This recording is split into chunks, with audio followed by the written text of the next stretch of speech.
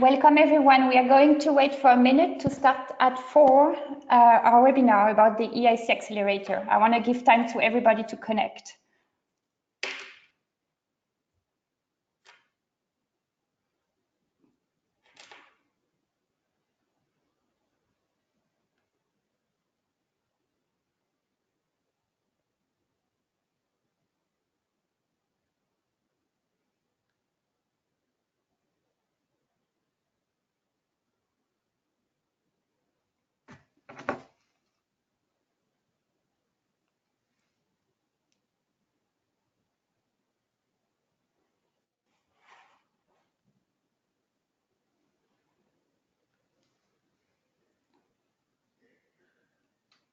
Welcome everybody. Thanks for joining our webinar today. This is an event presented by InvestHorizon in collaboration with EBN, the European Business and Innovation Centers Network.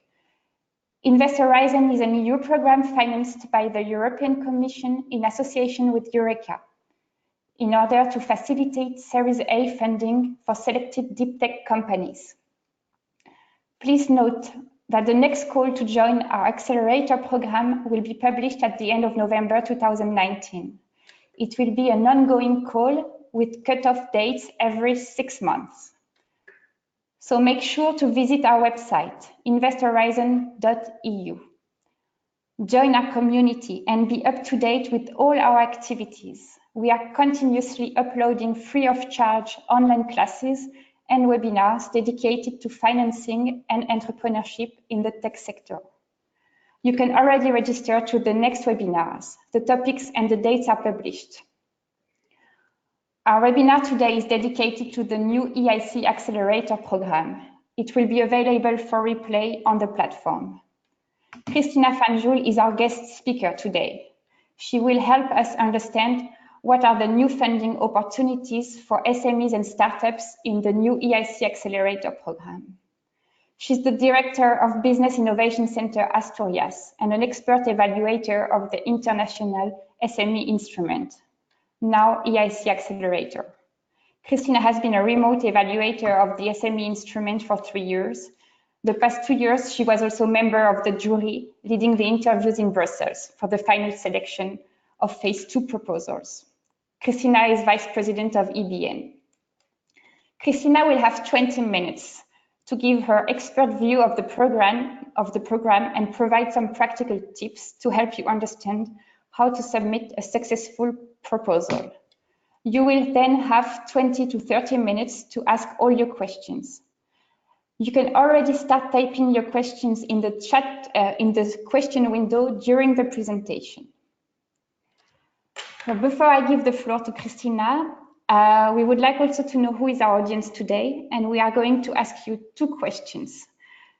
So we are going to launch a poll and launch the first question to know who is in the room.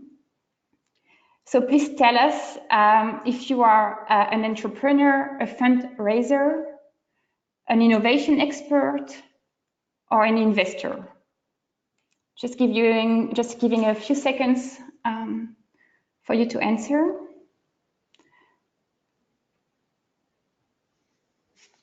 Okay, so I see that 57% of the audience are entrepreneurs. We have 4% saying that they are fundraisers, and 39% are innovation experts.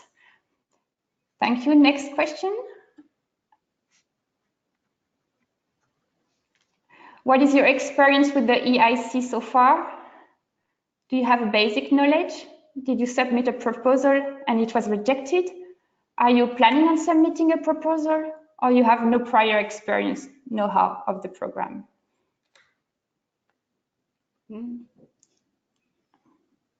Giving you a few seconds to answer. Okay, 34% have a basic knowledge, 31 submitted already a proposal and it was rejected. It's interesting. 38 are planning on submitting a proposal, and 10% of you have no experience or know-how. Okay, interesting. So thank you, everybody. I'm going to give the floor to Cristina now. And yeah, Cristina, you may start. Hello everybody. Thank you very much to InvestHorizon, to EBN for giving me this opportunity to be with you this afternoon. Warm welcome from the cold Asturias to the world. Before I start, I would like to tell you two important things, two key things. First of all, I'm only representing myself. Let's say I will be using official information, of course, as much as accurate as possible. I always give you the official source information, but in any case, when I'm talking, I'm reflecting my personal view, my personal experience as evaluator. This is very important because sometimes I have a personal view. I would like to be very objective, but sometimes there's a small range of subjectivity. I would like for you to be informed about this. And the second thing is about the moment. It's a very exciting moment these days, because we are living a very exciting moments for the EIC Accelerator, the new phase. We are really in the moment when something new, not really a revolution, but more an evolution. We can discuss on this. But it's true that all the initial moments have some degree of uncertainty. I will be as objective as possible. We have the luckiest chance to have in the audience of the webinar with one person which works in the technical staff of the European Commission working on the EIC Accelerator. So even if we can discuss on the new things, I think that we need to be aware that in this launching moment, there are some things who cannot be as much as, experiences as it was for the SME Instrument phase 2 or the last phase. But in any case, a very exciting moment, a very good moment for everybody to be aware of the opportunities of this tool. As I can see in the survey, I think many of you have, at least basic knowledge of the program. So I will be focused in the novelties. I will be focused in details, and of course, as possible in tips, because I know that you probably will be benefiting from this. Marta, I tried to move the slides, but I cannot do it. Could it be possible maybe to change? Okay, this is the agenda. So I will present you the agenda of today. I will speak a very basic definition on the EIC Accelerator and some words about the contest, because for this tool, it's very important to have at least the idea of the general context when the EIC Accelerator is born. I will be focused, as said before, in the novelties. I will speak sometimes in comparison with the previous experience, which is the SME Instrument phase 2. And then I will be focused in the process of selection and with many practical tips for the successional proposal. All of this before the Q&A session. We have, all the time ahead of us. So let's start by the content. First of all, I would like to talk a little bit on the definition, the EIC Accelerator, because the change of name is also important. EIC Accelerators means funding and means support. Of course, I can understand that many of you are interested in the funding. The funding is for breakthrough innovation projects with market creating potential. It will boost fast company growth and facilitate the scaling up of innovative companies. This is the purpose of the funding. The target is very clear: highly innovative SMEs with a clear commission ambition and potential for high growth and internationalization. But above these opportunities on funding, you will have in parallel other opportunities in terms of services. We can speak here on the services, for example, as the coaching, the mentoring, which is offered free of cost, but other kind of services as the corporate days or these activities creating the networking of people, of the community of SMEs benefiting from the EIC Accelerator. To use really the keywords, to use really the keywords for the EIC Accelerator, I think there are 3 things you need to have in mind for the EIC Accelerator. And these are the 3 key things you need to repeat after this seminar. High risk, high potential. What does it mean, high potential? Potential to scale up, potential to growth.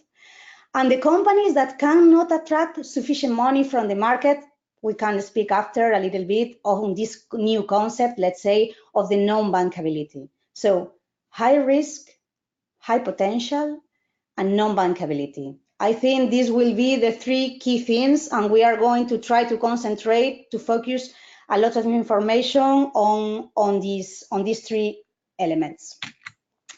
If we move ahead, just to speak about the funding, because I think for many of you this is the primary elements of attraction.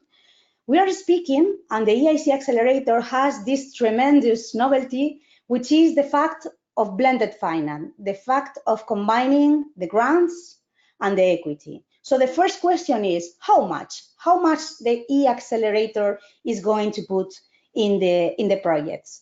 For the grants, for the amount of money who will be given to the companies as grants, so let's say non-refundable grants, subsidies, the amount is it's the same as the SME Instrument Phase 2, is between 500,000 and 2.5 million. So the amount, I think, is familiar for you. This grant will mean will be up to 70% of the total cost of the project. It's always as a general rule. If we speak about equity and only speak at this moment on the amount, the equity it's up to 15 million per company. 15 million per company. So yes, imagine you have in just mind this powerful tool to really boost this high risk, high potential, and non-bankable companies. This is the first of all the amount of the accelerator. If we move and we go for the next, what type of activities can fund this project? It's several types of activities. Activities as prototyping, miniaturization, of course, the scaling up, design, performance verification, testing, demonstration, development of pilot lines, validation for market replication. Other activities always aim at bringing innovation to investment readiness and maturity for the market take-up. Very important, for the classification of the activities and the type of eligible activities, we will speak after, but just have only one word in your mind. We need to speak about serial. It's important. It was important before, but it's become more and more important for the new phase, for the new EIC Accelerator. We will be discussing this again.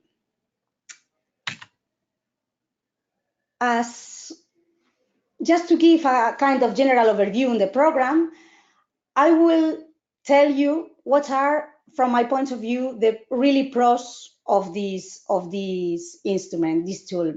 First of all, the very high level of funding. I think there's no comparison with any other funding provided by any other administration, local, regional, national, or even international. The level of funding, as we said before, it's tremendous, and it's an incredible opportunity to really have, the fuel to really make the scale up of these companies. That the funding is open. There are no predefined thematic areas. It's really bottom up. All sectors, all products, all services, new business model. This is something very important because you don't need to really create nothing. Your business plan, your business model, your intention to growth is really the key of the application. You don't need to be, you can rest, concentrate and focus on your own business model. The main also pro for this tool is that it's a very agile call for proposals. There is an open call for proposals throughout of the year. You can apply at any time. There are cutoffs during the year, So it means that there's no this type of call for proposals having maybe one opportunity during the year to reach that sometimes cut the rhythm of a company. You can't really planify all the data, all the cutoffs are saying with a lot before. So you can really plan your activities for apply for the funding. This is also a very fast instrument. It's very agile in decision on funding. After the cutoff, you will have a first communication of your potential, let's say, moving forward. I think more or less 1 month, 1 month and a half after the finishing of the cutoffs. I think there's no comparison with any other application. This is made also by the system of evaluation. We can speak of the system of evaluation, but it's a real pro. You cannot be waiting and answering for an answer for a year or 6 months, because after 1 month and a half, you will have a first information if you can move forward, and then the process is still very agile. And the last pros, the last advantage in my case, I would like to also highlight is these are individual application. Before it was permitted, it was allowed to make proposals in consortiums, but in this moment, they only accept individual application. You don't need to build a consortium for this.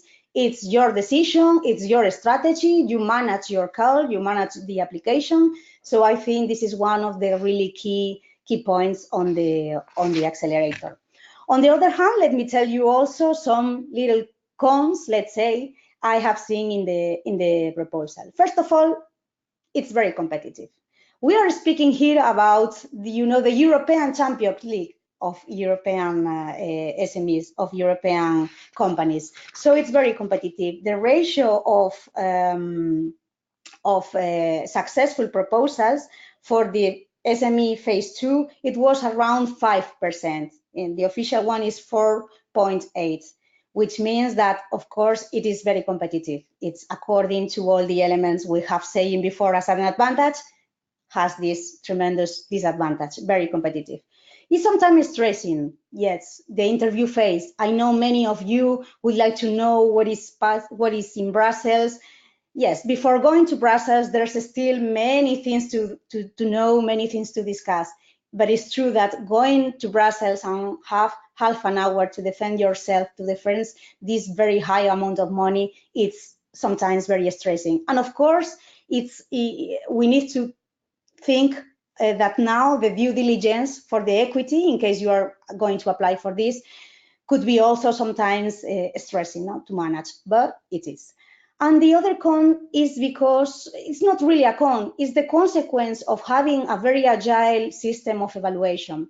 In order to not be for many, many months, even years, to wait for a response, for an answer to your application, there are always 4 different people who is looking for your proposal. So sometimes this fast process of decision can make any inconsistency in the case you are applying for a second or a third time, because the interpretation or the idea, the view on the proposals based in different backgrounds, based in different experience could be a little bit different. Perhaps thinking on me, Cristina from Spain, or Hans from Sweden, or even John from the UK. Maybe the appreciation and the backgrounds are different. So I think that the model behind is really create to eliminate this risk of inconsistencies, but sometimes it's true that the opinion, the personal opinion of the jury is different. In the agenda, it is written now that we are going to speak about the contest. I think we don't have really many time to do so. So in reality, what I would like to really recall you is that you have many official information for this. You can have a lot of presentation, a lot of official documents. So it's interesting for you to know about the contest, because this is the European Champions League. So please be sure that your project has the level to reach this European competition, because if not, you will have to find another opportunities at local, regional, or even national level. So I'm going to be really for the next point, which is the point of novelties. Marta, I would like to advance at least more.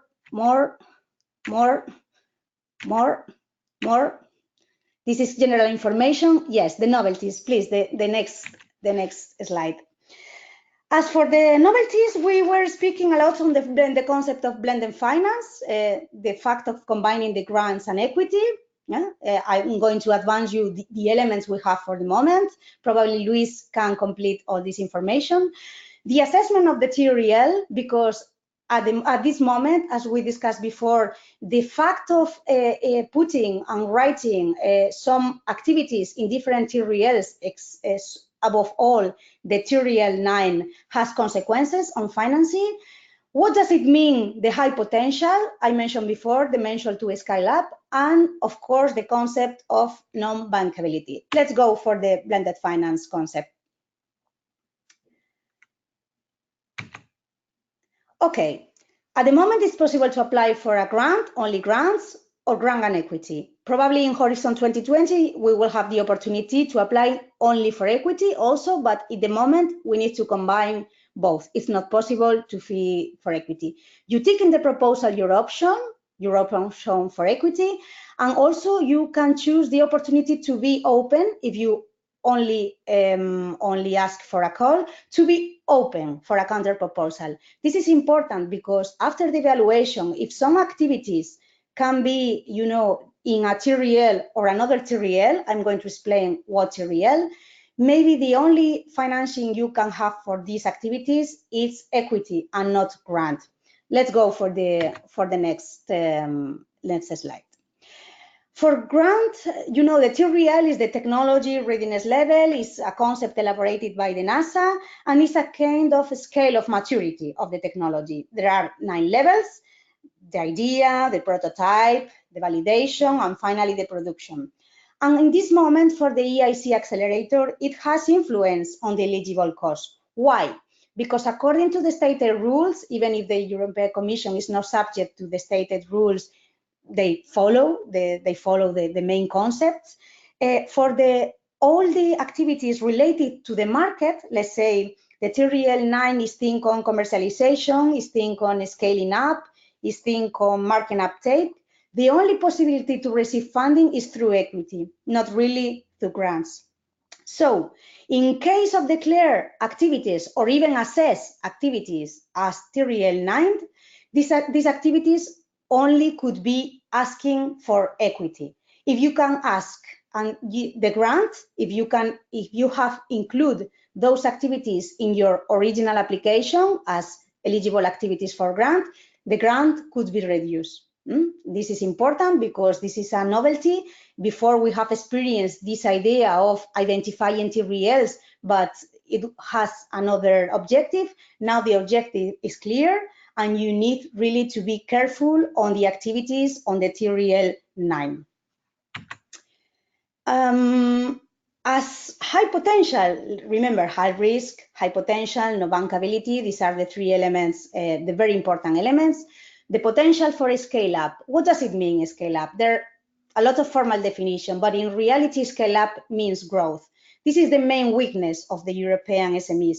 We have the knowledge, we have the R&D activities, we have very good indicators in generating knowledge, but we don't have so many SMEs growing at the level of in other geographical areas. So this is important, the opportunity to scale up, to grow, to articulate a scalable business model. All the activities of scale up, as I mentioned before, related to TRL 9. Even if you don't ask for funding for TRL 9, you need to declare, because it's an important element of the application. We need to understand how are you planning to grow? How are you planning to really manage this scalability of your company?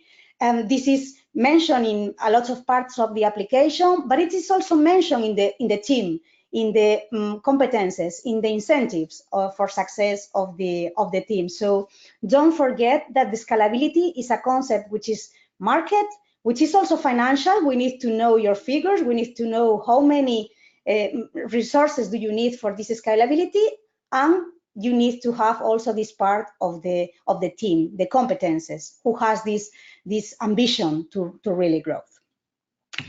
If we go for the third concept, let's say, always remember this: high risk, high potential, and non-bankable. What does it mean, non-bankable? Okay, from a general point of view, we need to show evidence that the company cannot leverage sufficient investment from the markets. And why?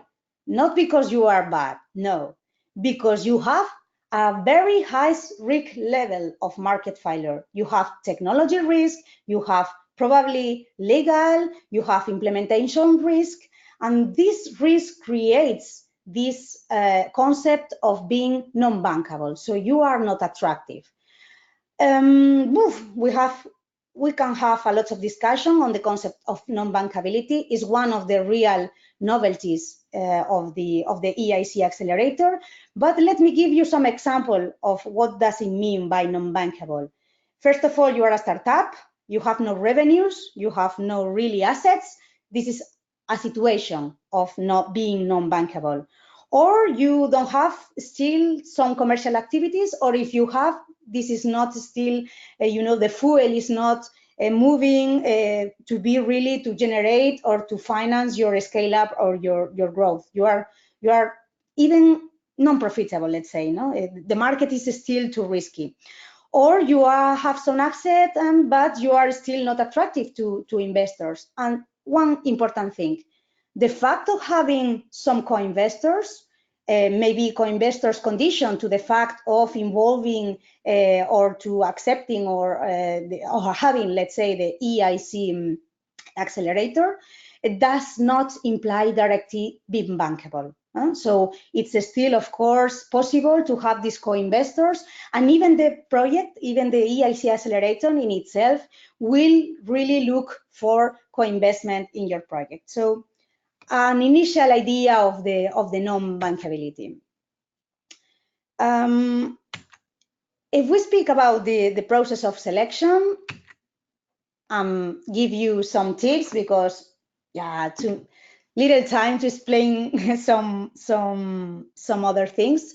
Well, many of you are familiar with the process of the before knowing pilot, EIC enhanced pilot, or the SME Instrument phase 2. You know that after the selection of proposals, you have a remote evaluation which is made by 4 people.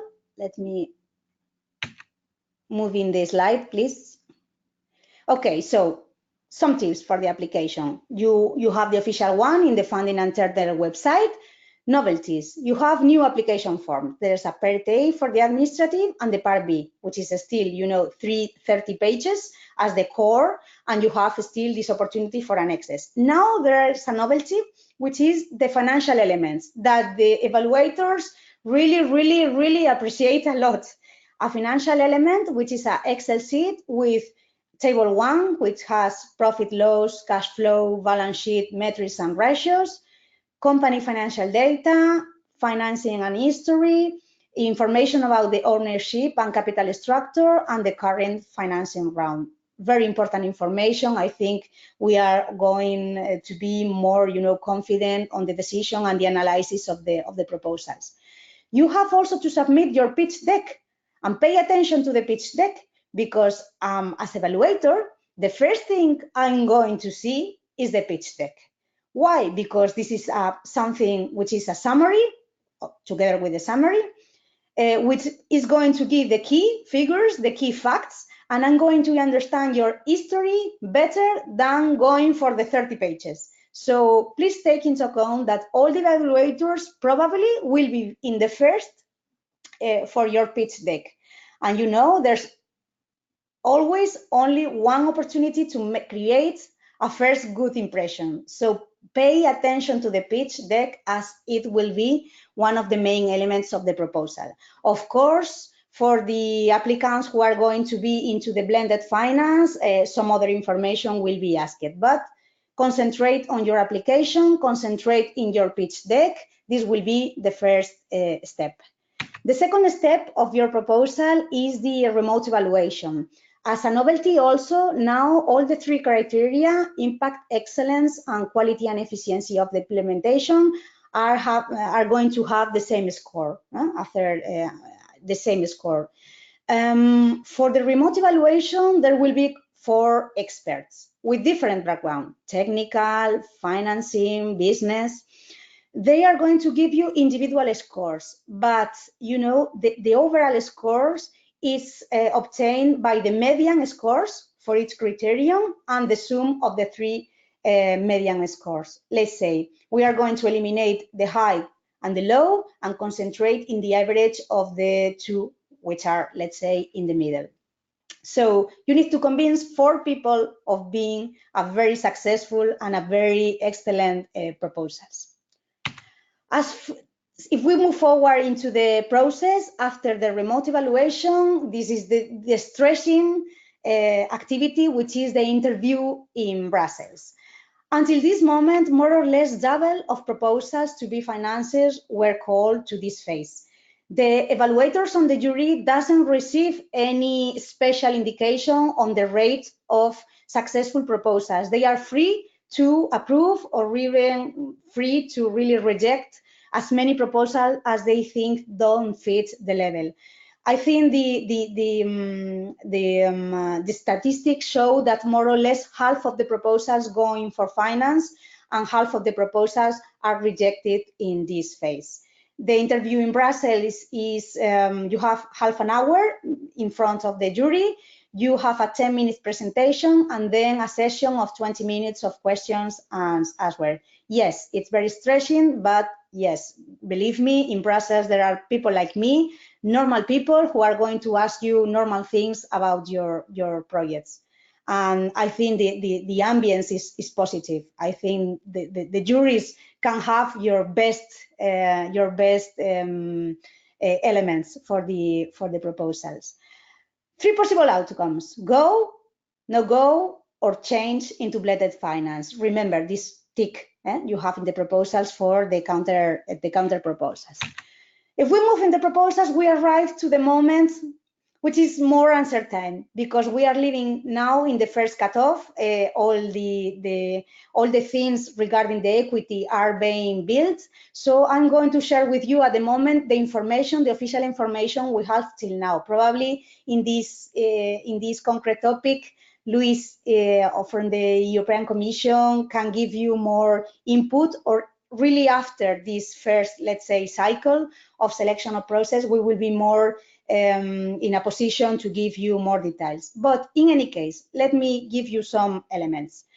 First of all, due diligence for the blended finance. Once you have the go from the jury in Brussels, there's open to 2 ways. On the one hand, you follow your process for the grant.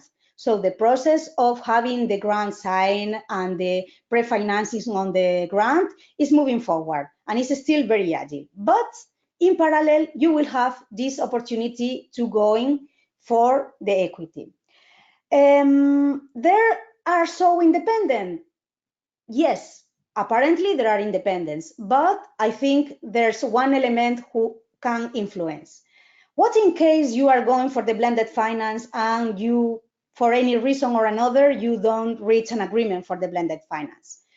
Okay, here we need to be case by case. If the rejection is based on fraud or any negative information about your reputation or anything which is really negative and it is a fraud, yes, the fact of being rejected for the finance can also influence the grant. This is something I think everybody can understand. But what in the case the rejection is not based on fraud, but not reach an agreement for any reason? We are open to negotiation. In this case, you need to be able to show that you can cover the part of the equity that, remember, can cover the TRL 9 activities, the co-financing of the other activities from TRL 6 to TRL 8. If you are able to show, apparently, there will be no much consequences. But if you are not able to show that you can cover this co-financing or the financing of the TRL 9 activities, probably there will be at least some discussion on this fact and a possible, let's say, I'm just speaking in pure potential terms, a possible of readjustment on the situation. I think here you will have probably a lot of questions, and I really hope that Luis can help us all to understand how this will be managed. But in any case, let's go for let's say the straight way. What does it mean, the blended finance for the EIC Accelerator? First of all, a friendly temporary investment, which is made by a special purpose vehicle. This is a kind of name we give for, these vehicles. We don't have still a name. That probably will be the EIC fund. It will be set up by the EIB group, and it will be based in Luxembourg. Probably this will be a kind of society anonyme or something like this. And the due diligence is not real due diligence as we think when we think on equity. The decision is made.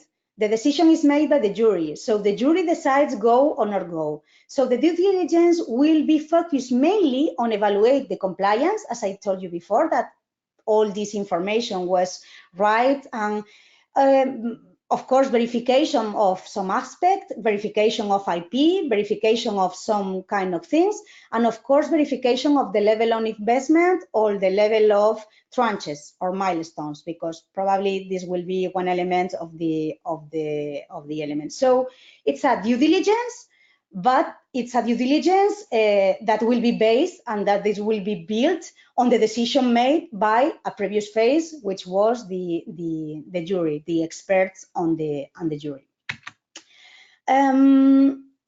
What some elements? No, we don't have a clear idea on this, but let's speak a little bit about some elements.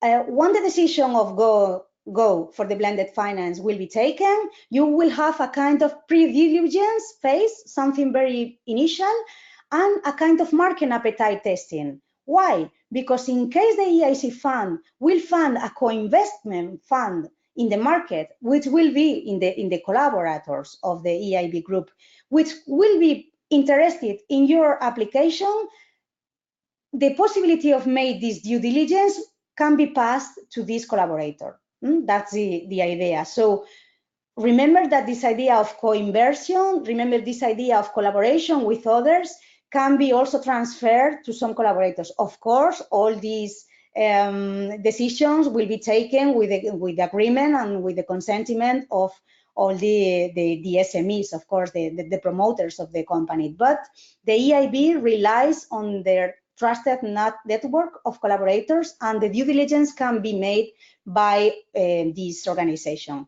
They will take a final decision after the negotiation on the final investment package, and some elements, all these elements were in a kind of official document, which were named investment fund guidelines, so just take it as pure information. And the idea of this strategy is to have a passive role in the daily management of the company. So being really a friendly temporary investors, trying to matchmake with third parties. This is important. I think it's also this objective of leverage and make the European markets can be also be influenced and have this leverage element for the rest of funds on venture capitalists. I think we are managing different type of instruments, the pure equity or even convertible debt type instruments. It will be subject to the negotiation. And maybe that's the strategy or the intention, the initial intention of the EIC fund will be to have maybe between 10 and 25% of the voting rights, except for some EU very strategic interest identified.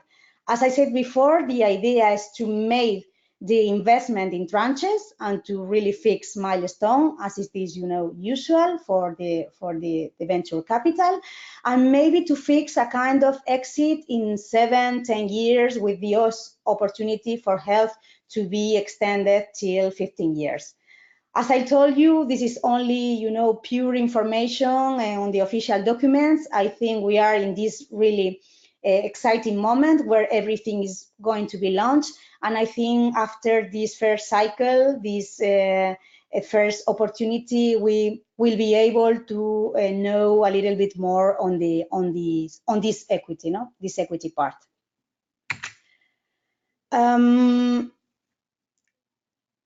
I think I exceed a lot of time that was previous before. Let me give you just some tips, because I think the Q&A session is also very important. Cristina, you can still have 5 minutes to give a few tips, and then we start the Q&A. Okay? Few tips. Probably of the few tips were told during the presentation. Just let me group all in four ideas. The first idea. Let's go. Be concise. Use your storytelling. Tell us an history. We need to understand you. We need to understand your history from before, and the history and the let's say the final objective and the final ambition you have as company. Pay attention, as I said before, to the summary and the pitch deck. As evaluator, I told you that it's the first thing we are going to read. So yeah, I know the summary is something you make maybe at the beginning, and we need consistency for the storytelling. We need find that the story is consistent, the story, the flow of the history is side. Be also aware this is not an R&D proposal. Even if it is based on excellence, it is based on, let's say, deep tech, because it's one of the key also words of the instrument. This is not an R&D proposal, so don't think you will have also technical people with technical background in front of your proposal. Think in business, think in the strategy of the business, and make this, very difficult balance. I know it's sometimes difficult between showing the excellence and the deep technology you are having in mind, but making understandable for people not having this technical background. So this is my first tip: concise and use the storytelling. The second is business. I know after ruling a lot of years the SME instrument, this has been evolved. I have been evaluator in the first call, and I know that at the beginning everybody was, sometimes the messages were not clear, but business, this is pure business. You need to use business language. You need to show us the ground knowledge of the market, the trends, the competitors. You need to have this idea of business model, a kind of consistent business model, scalable business model. You need to be international. Your commercial strategy, cannot be, the traditional one. I'm the local, then going for the regional, national.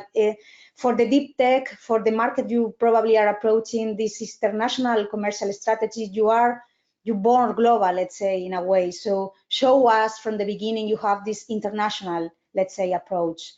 Show us your business competences. You are not also researchers, very good researchers, at very top level. You need to be people who have these business competences and this business background. And if you don't have it, you need to tell us you are going to incorporate into the team. The business competence, I think, as many of you can understand, people is key. People is key, and the team is key. And especially now approaching this new phase, the motivation and the competences of the team are, with no doubt, one of the main elements of the proposals. And yes, business, but we need also to understand that you have an element of disruption and an element of excellent deep tech who would like to create this market potential. The third tip is the credibility. Think on us. We are people sitting here having, all these pages of the application, and sometimes it's blah, blah, blah, that can be used in one application, another.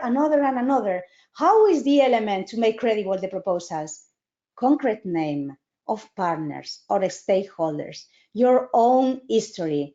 Have good support letters, have involved in the proposals the key relevant stakeholders who really differentiate your proposals. Pay attention to the metrics also. Yes, you are a startup, you don't have so many metrics as to have this tremendous background, but more or less you will have some metrics. Show us your metrics. Pay attention also to subcontracting. It's a very important element. You need to also demonstrate you are going to use the public money in the best way possible. In case you have selected your subcontractor because you have a previous relationship, show us why have you selected this subcontracting in order to, this element of use of public money is used. So always overcome the general blah blah, and the way to do this is putting concretion in the proposals, not giving this sensation that this application can be used here or that, or in this sector. So pay attention to your credibility. And finally, the team. As I mentioned before, team is the key. Team capability, team motivation, showing this degree of ambition to be part of the European Champions League, but of course, the common sense on being realistic on what they have into mind.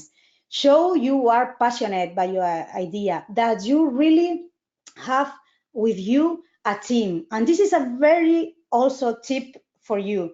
Don't be alone if you have the chance to be in Brussels. We need to see you have a team before you. This is not a challenge to be faced alone. You need to show that you have this all the competences in your team that you are going to incorporate in case you don't have it, and that you work as a team. We need to have there the leader, of course, but always knowing that there's a team behind that supports you. The leadership and the entrepreneurial competences are, I think, the very important find of the proposals. And yes, I think when in Brussels, all of you have maybe a lot of questions about Brussels, but as I said before, there's a long way before going into Brussels. And probably I think that, yes, I think it's time to go for the Q&A session. And just in case you have another concrete question for Brussels, I will be very happy to answer you. So, thank you so much, Cristina. No problem, but your presentation is very interesting and there is so much to say. I would like to ask you all, if you want to ask your questions in the questions window. Cristina, you can also see this. It's now the time to do it. Mm-hmm. One of the most recurring questions I see is people are asking who they could address when they start preparing their proposal. Is there a service or an organization they can go to and get the support to understand a bit better and to prepare the presentation, the proposal? Okay. I think the best point for you is to contact your national contact point. National Contact Points is a kind of EU referee for this program, and it's based in every country of the EU. I'm aware that not all the national contact points have the same, let's say, level of competences or level of involvement in the, in the preparation of the proposals. I can give you the example of Spain. In Spain, the point of contact is CEDETI, and it's very, very involved in the preparation of proposals.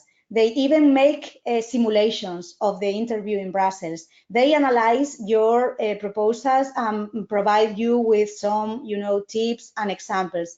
So first point of contact, of course, the national contact points. And maybe the same as you have the EEN network. I know that the EEN network has been very involved in the SME Instrument. I'm not sure, but I think that they will probably be linked also to the EIC Accelerator. So I think a second point to contact is the EEN network. Okay, thank you, Cristina. How to decide if we apply for blended financing or full grant? It's also coming often, this question. Wow. Very tricky question and difficult to answer because this is a case-by-case case. Let me ask you some questions. For the amount of money you are going to, let's say, ask for the program, for make some activities, are they going to make you to pass to TRL 8 or TRL 9? Because this can be, let's say, one of the first questions. If you don't have co-funding for the, let's say, the 30% of co-fund you need to make for the grant, then go for the equity. The second question is more general. The equity is a thing you can try to negotiate, but of course it will be not compulsory to follow. If the condition of the agreement is not reached, the fact of having also all the grant will be always open in case you have it. So difficult question and difficult to, you know, answer with no case-by-case basis. Okay, I'd like to say we have someone from the Commission in the background, so if he feels like he can complement the information, we are more than happy to have him take the floor. Just another question. Can a company apply as many times as possible to the program? Yes, this is something that has been discussed a lot of times. For the moment, you have the opportunity to apply as many times as you want. What is the reality? The reality, and it's based in some, let's say, informal conclusions. This is not formal, this is informal. If you have the chance to arrive to Brussels for the second time you are going to Brussels, you still have opportunities to be funded. If you're going for the third time, the opportunities decrease a lot. This is not, you know, a formal decision. This is empirical. This is something we have from the statistic of the jury.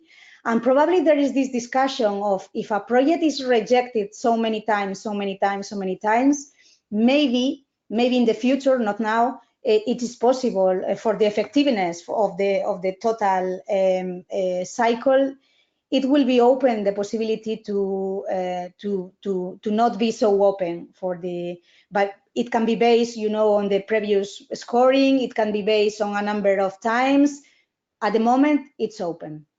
Okay, and someone from the audience is asking us, from a content, are there priorities placed on solutions for Europe or emerging countries? Solution can also be considered as long as the headquarters is in Europe. Yes, the program is open to, sorry, because it is going to be, okay, it was question of the TB.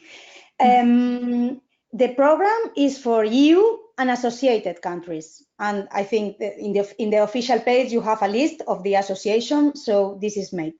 If the question is more, you know, more tricky, the question is, it is eligible one project who has one official headquarters in Europe, but all the activities are made outside the eligible space, then the question is different, because this is made, you know, for creating growth, for generate jobs and for generate activity in the EU. So in a case-by-case basis, even if the official headquarters of a company are in the EU, can be also another analysis.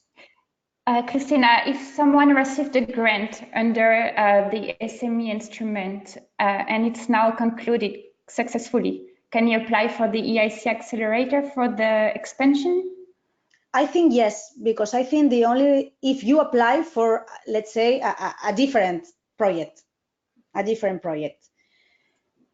I'm not sure about the statistics on, you know, the same company having two different lines, but I think from the official point of view, you cannot have, or even you don't have, you cannot even apply for two projects at the same time. But I think if you have finished and this cycle is closed, you are open to. Who are the juries in Brussels? Do you know, are they always the same people? Or? I think this is published. I think the names of the people taking part in the jury is public. It's in the official page of the funding and tenders. And it's public because the idea of conflict of interest, it's something that the EU Commission takes very seriously. So it's public. you can know the names. If you are asking about the profiles, I will tell you that probably the most profile is business angels, venture capitalists. There are some entrepreneurs, can be some corporate, let's say, corporate developments, but I think the most prominent profile are, you know, business angels or also technology incubators, business incubators. That's the idea. How do you justify no bankability and co-investment of 30%? Non-bankability is something that I think you don't need to show a letter from the market saying that you are not attractive, let's say. Non-bankability can be, you know, deducted from the financial information. First of all, the financial information you show. If you don't have, you know, revenues, if you don't have assets, probably you're out of the bankability. That's one idea. If you have assets, but the asset or the revenue you are generating is not enough to cover, you know, your ambition or the investment you need for a scale up, then you probably are not bankable. It's a definition, the non-bankability, which has been, I think, defined by other colleagues or other entities of the EU Commission to try, because this program will be an exemption on the idea of having all the equity elements inside one unique umbrella. So to define why this is outside this unique umbrella, it's this concept of this target audience, the non-bankable audience. So you can read a lot about the non-bankability, but in reality, for a startups who has no revenues, it's implicit, let's say. We have someone asking if it's possible to get access to the winner of the first rounds. To the winners of the previous rounds to learn a bit. All the instrument is very transparent, and you can have this, I don't know the name, I think the name is chart. It's even a chart managed by geographical spaces. You can make some filters. All this information on the beneficiaries are public in the official website. I'm not sure about the name. Let me give you the name, but it's called, well, when you go to the official page, you put beneficiaries, you have all the information. If I may, yeah, sure, Luis. Just to complement what you said is the name is the Data Hub, the EASME Data Hub. So there, you have the EIC Accelerator Data Hub. So if you Google that, you will go directly, and exactly you can filter by country, by phase of the SME instrument, and you can see the details and the description of the projects and the money granted by the Commission. The EIC Accelerator call will continue for the next framework, right? Yes. Yeah. And I think it's one of the only examples of programs that will be for sure in the Horizon 2020, because this kind of EIC Accelerator is a kind of, let's say, pre-testing program. So yes, the decision was made by the European Council and the European Parliament based on the success of the SME instrument. So yes, it will be for sure. No question about budget, but for sure. Okay, and the dates to apply, you said they are cutoffs, so it's open, and it's going to be an ongoing call with cutoff dates. Marta, if you can go with the slides to, I think, the last but one slide. Okay. These are the next cutoffs. The 9th of October is closed, of course. We are waiting for the interview phase. I think all the SMEs are receiving the Friday before receiving the letters saying that they move forward into the process. And the next cutoff will be in January, March, May, and October. It's fixed. Okay, perfect.